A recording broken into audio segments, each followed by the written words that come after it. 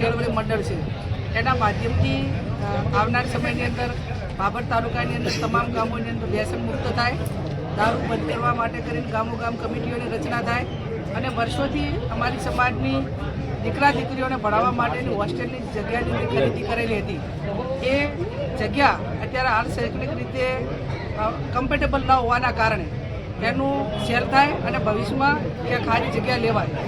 આ એક મુખ્ય મુદ્દો હતો અને બીજા ઘણા ટાઈમ પછી બધા સાથે મળીને આ એક પ્રશ્ન ઉકેલવા માટે કરીને સમાજની જે માગણી હતી એ માગણી પરિપૂર્ણ થાય એના માટે કરીને આજની આ મિટિંગનું આયોજન કર્યું છે અને સમગ્ર વગર મુકામે જે બંધારણ કર્યું એનું ચુસ્ત રીતે પાલન થાય.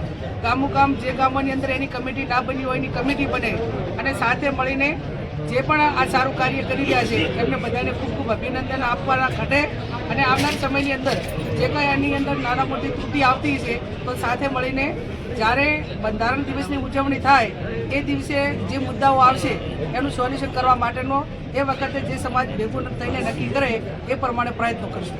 બેન, અત્યારે જે ડીજેનો વિવાદ ચાલી રહ્યો છે એમાં આજે બેઠકમાં પણ ડીજે મામલે ચર્ચા થઈ હતી. શું કોઈ છૂટછાટ આપવામાં આવશે કે એક વર્ષ પછી? હું માનું છું ત્યાં સુધી આ કોઈ વ્યક્તિગત રીતે હું આ બાબતમાં કહી શકું નહીં. એટલા માટે કરીને કે આ બંધારણ 3 જિલ્લાએ સાથે મળીને બનાવ્યું.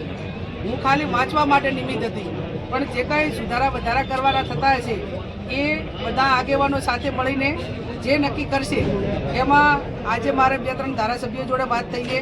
5-10 દિવસ પછી મળશે અને મળ્યા પછી આ બાબતમાં જ્યાં મિટિંગો નથી થઈ, જ્યાં કમિટીની રચના નથી થઈ, કોઈ કે ભૂલ કરી દે તો એના માટે શું કરવું, આ જે વર્તમાન સમયમાં જે 3-4 ઠેકાણે જાણવા મળ્યું એ બાબતમાં અઠવાડિયા પછી અમે સાથે મળીને એની વાત કરશું.